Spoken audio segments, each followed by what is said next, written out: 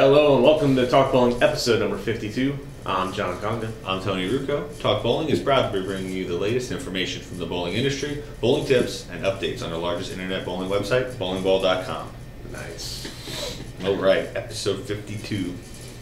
Did you watch last week's episode? No. Did you? So you didn't see the background? Oh, I saw the background, and Keith was upset that I didn't know what it was.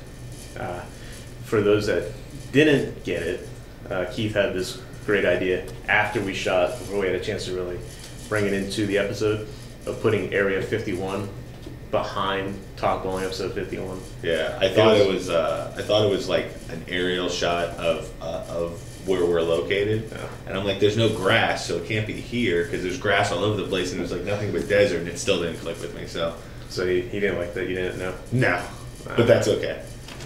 It didn't bother me. Had a couple comments. I had it moving around a little bit. Just, it was a last minute thing I threw in there. It was his idea.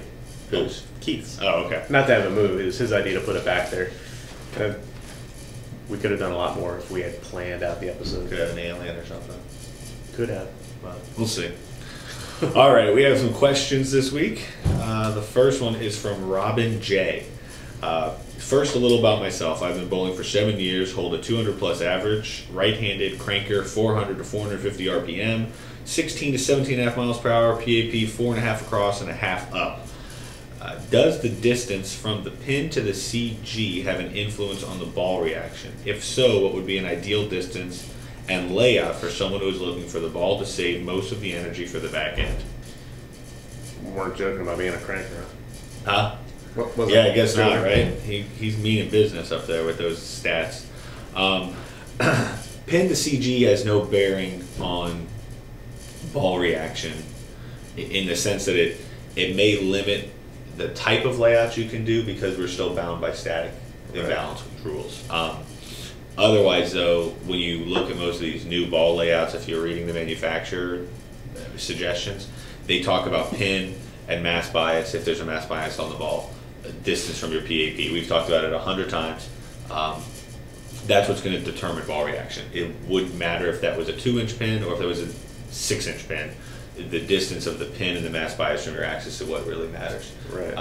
It may limit your layouts though, because sometimes because we're still bound by these static rules, a shorter pin, if you're trying to get the pin in a certain place away from your PAP, you may get too close to the fingers and not be able to get all the weight out to make your finger weight legal and all that. But overall, that distance doesn't matter. Right. All it's going to allow you to do is swing the CG to stay within the static balances. Yeah. You shouldn't even, on newer balls, like I said, you won't even really care where the CG falls as long as you can get it back to legal. Mm-hmm. And hopefully those rules are going away soon, and then it really won't matter. As far as what layout, if you've watched any of our videos, I'm a higher RPM with lower ball speed, and so I'm always looking to get the ball down the lane more. Mm-hmm. So the further away from your positive axis point that you put the pin, the more skid you're going to create, which will store more energy. So you'll see a lot of pins that I use will be 4 3/4 of an inch or greater from my PAP. That's just going to get the ball down the lane further. And we do that a lot too with John. So multiple styles of people can use that layout. Everyone's looking to get the ball down the lane most of the time. Right. We're usually looking to see more motion on the back end. So a good layout, I mean, would be, if you get that pin 5 or 5 1/4 inches away from your PAP, it's going to push it for you with your axis. It's going to push it left of your center line, and that'll give you plenty of distance. So good answer. Go for that. Mike V asks, why do we not have a lefty currently on any of our videos? Because we don't like you. No. Lefties don't matter. That's not true. I actually know this Mike V. I bowled juniors with him. Oh, did you? I just saw him at a tournament, and he's a board member or director or whatever, and he asked me the same question. The main issue right now is that to be on our videos, we have to be a KES employee at this point, just because of liability issues, things like that. We don't currently have any lefties that are able to bowl in our videos on staff. We have a couple lefties on staff, but they're not always in this location, and they're not always able to go do it when we leave here after working all day and go shoot those videos. So hopefully we'll get someone. We've talked about bringing in some other styles of bowling, and that's why we haven't to this point. At this point, it's a liability issue. We just have to make sure they have to be a KES employee to be covered and all that. So we're slowly getting there. Yeah, I think a lot of people don't realize that a lot of the extra things we do, such as talk bowling, videos, that's after hours or before hours. Right. And it's really extra. Yeah, it's not anything doing everything else we have to do. Right, it's not part of our day-to-day task. We'll do this before we start work in the morning, and we'll shoot ball videos at night after we leave work. So the people who have asked about lefties and about women, we would love to have all different kinds of varieties and options out there, and hopefully we'll get to that point. But we have to cover ourselves as well. So that's the quick answer. And I think I told you that, Mike, but I appreciate you watching our episodes and sending in a question. Exactly. This episode is brought to you by bowlingboards.com. If you're looking for a great place to meet other bowlers, talk about bowling, get ideas, and just overall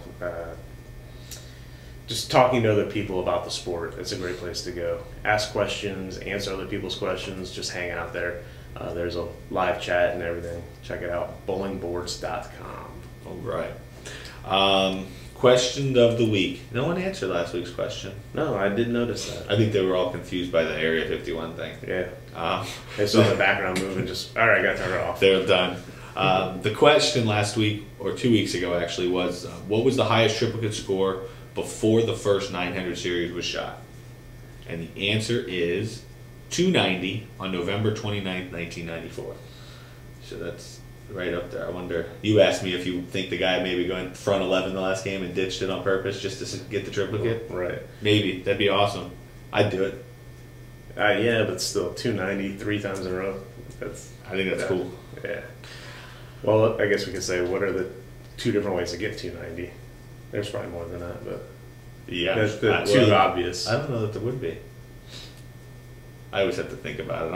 I'm a computer score generation guy. I don't mess around with knowing that stuff. All right, this week's question, go for it.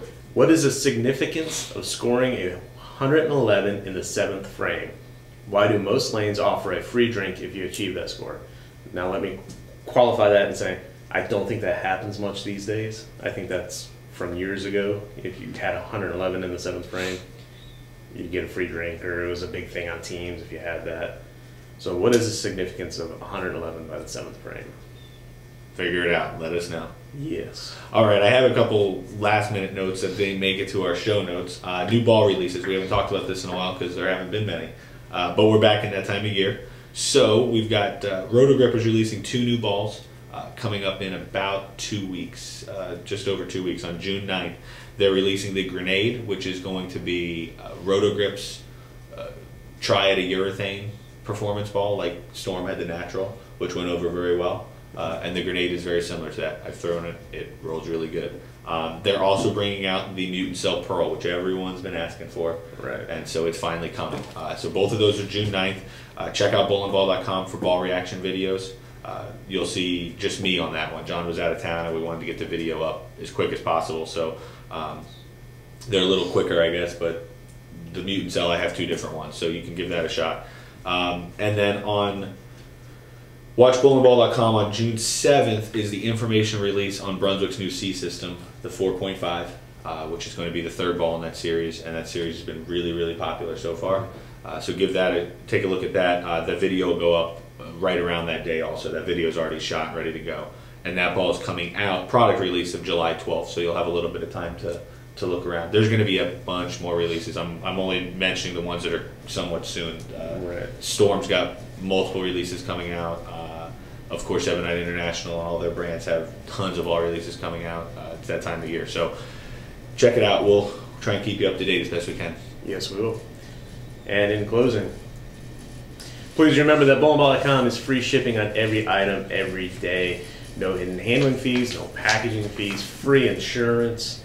The price you see is the price you pay at checkout. No surprises. Right, and enter code May 2010 for 5 off every order $30 or more. So we'll see how much longer that's going to go, but get in there and get your $5 soon. Yeah. Thank you for watching. Thanks a lot.